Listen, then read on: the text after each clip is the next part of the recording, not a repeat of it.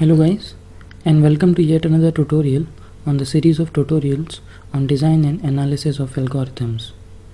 So in this tutorial, we will look at some previous year GATE questions that are asked on the previous videos that we have seen so far.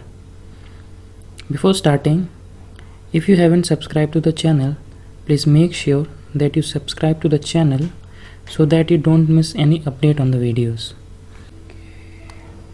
Okay, so now let us look at the first question. In this question, we have been given three functions f1, f2 and f3, and we have to compare them asymptotically.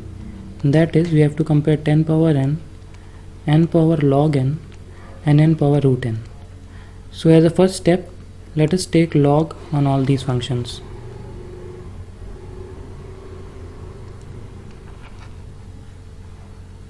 So as a first step, let us take log on these three functions. So we'll get log 10 power n, log of n power log n, we'll get log of n power root n. So by simplifying, we'll get n log 10 log n times log n and root n times log n, right? So from this comparison, it is quite easy to see that this is greater than the other two, or 10 power n is greater than these two functions. Now let us try to compare these two functions, right? So first of all, let's cancel log n. So we will be left with log n and root n. So here you can basically go for value putting, or you can try taking log again. So you will get log n and 1 by 2 log n, right? So you clearly can see that this is bigger while this is smaller. So you got 10 power n, which is the largest, then you have n power root n, and then you have n power log n.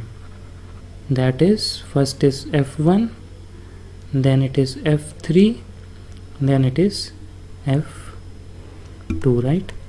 But you must see they have asked increasing order, so the increasing order will be f2, f3 and f1. So this is your answer. Quite easy, right? Now let us look at the second question. So in the second question, we have to find the time complexity of the given C function. So the C function named recursive takes a value n and returns 1 if n is 1, otherwise calls the same function on n minus 1 twice. So if, let's say, time taken by this function is t of n.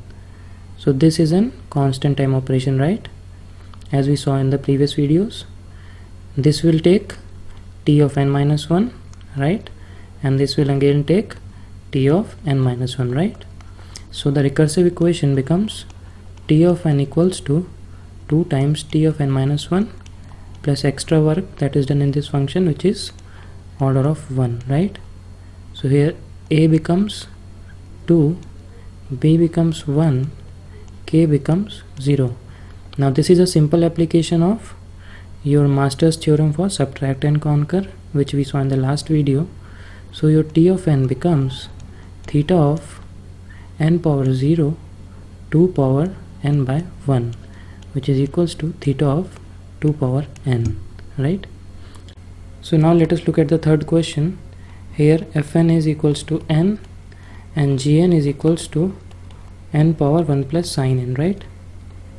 So in the previous video we saw this n power 1 plus sin n for n being large, or basically for some large value of n, as we are talking about asymptotic notations or complexities, will be an oscillating function, right? Will be an oscillating function. We know that sin n has a value that belongs to minus 1 to 1, right? So this will imply that for large value of n, this gn will be oscillating between 1 minus 1 to 1 plus 1, right? That is n power 0, which is equals to 1 and n square. So now you can see this and these functions, they are actually not comparable, because sometimes gn becomes less than n, sometimes gn becomes greater than n. Hence the correct option is none, right? That is neither 1 nor 2 is right.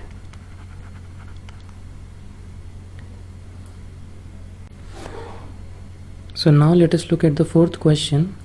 So we are given sigma I equals to 1 to n, I cube equals to x, and we have to tell which of the following is true.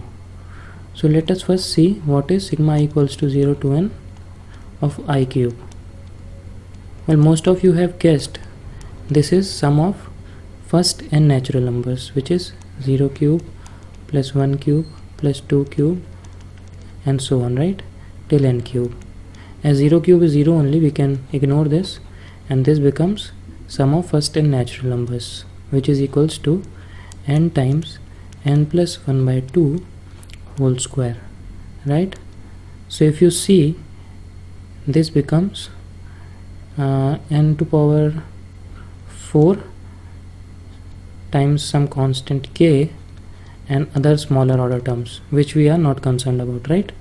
But the highest order term is n power 4. So now let us check the options. The first one says theta of n power 4, right? So if you see, theta of n power 4 means n power 4 should be equals to theta of n power 4. So n power 4 equals to n power 4 by our informal definition. So this is true. Second says which is equals to theta of n power 5, but n power 4 is not equals to n power 5, right? So this is not true. Next one says big O of n power 5. So our n power 4 is less than equals to n power 5. This is how we use informally big O, right? So this one is also correct. The next one says it is, right, omega of n cube. So omega of n cube means your n power 4 must be greater than equals to n cube, right? Which is also true. So except option B, all the other options are true, right? Guys, if you are facing problem solving this question, please watch the previous videos, because there we have discussed these things quite in depth, making it very easy to solve these problems. So this next question is a very beautiful question, and let us see what it is saying. So two alternative packets A and B are available for processing a database having 10 power k records. So we are given number of records as 10 power k. Packet A requires 0.0001 n square time, which is equals to 10 power minus 4 times n square, right? And for n records, this is for n records, right? Similarly, your B requires your 10 times n log base 10 of n, right, for n records similarly. So basically B will be preferred over A if T of B is less than T of A, right? So this implies that 10 into n log 10n should be less than your 10 power minus 4 n square, and we know n is equals to 10 power k records, right? So let's put here 10 power k log base 10 power k should be less than 10 power minus 4 into 10 power k square will be 2k, right? So this will become 10 raised to the power k plus 1 into, if you solve this, this will be k, right, which will be less than 10 power 2k minus 4. So let's take this side. So k must be less than 10 raised to the power 2k minus 4 minus k minus 1, right? Or k must be less than 10 raised to the power k minus 5. So if you put 5, this will be 5 less than 10 power 0, which is equals to 1, which is not true. So the minimum value that you have to put is 6, right? Because if you put 6, this will be 6 less than 10 power 6 minus 5, 1, which is true. So the correct option is 6.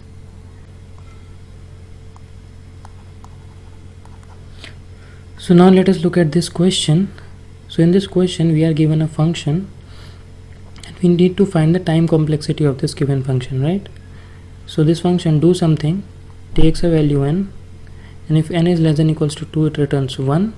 Otherwise it calls do something on square root of n, adding n to it, right?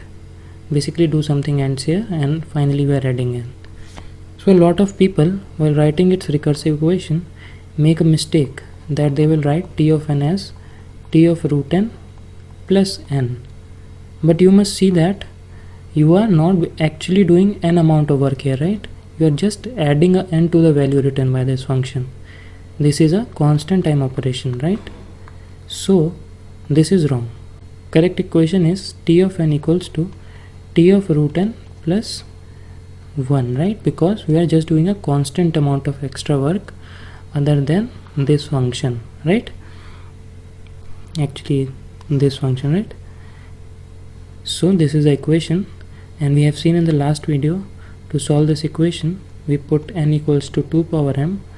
This makes it t of 2 power m equals to t of 2 power m by 2 plus 1. Now t of 2 power m can be written as s of m. This will imply t of 2 power m by 2 is equals to s of m by 2, right? So this will imply s of m equals to s of m by 2 plus 1. Now if you solve this by Master's theorem, you will get t of m equals to theta of log m, right? And from here you get m equals to log n, right? So you get final time complexity as log of log n.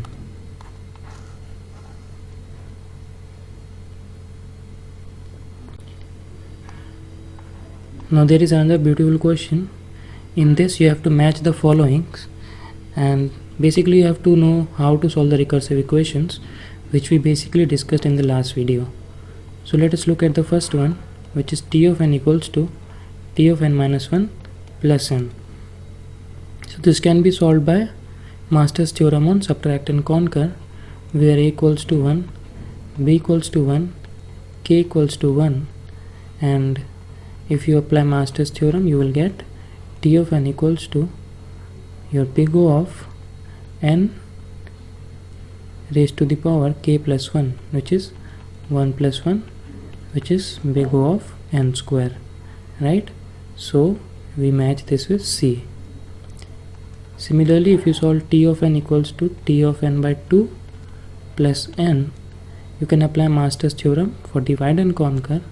Here a is 1, b is 2, k is 1, p is 0. Now a is less than b power k, right? 1 is less than 2 power 1, and your p is greater than equals to 0. So this gives you t of n equals to theta of n power k, which is n power 1 log of pn. As p is 0, that term will be 1. So this is theta of n. So basically this is a. Now next is t of n equals to t of n by 2 plus n log n. You can again apply Master's theorem for divide and conquer. Here a is 1, b is 2, k is 1, p is 1, right?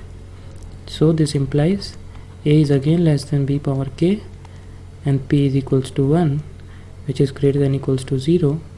So t of n is equals to big O of n power k, which is n power 1 log of pn, which is log of n.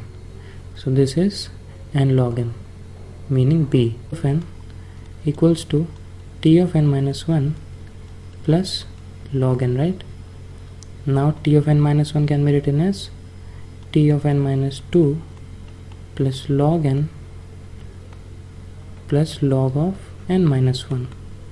So which is equals to t of n minus k plus log of n minus 1 till n minus k plus 1, right?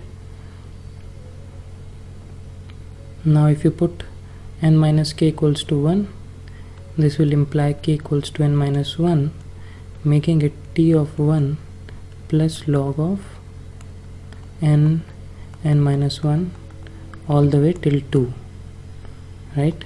So this becomes t of 1 plus log of n factorial, right?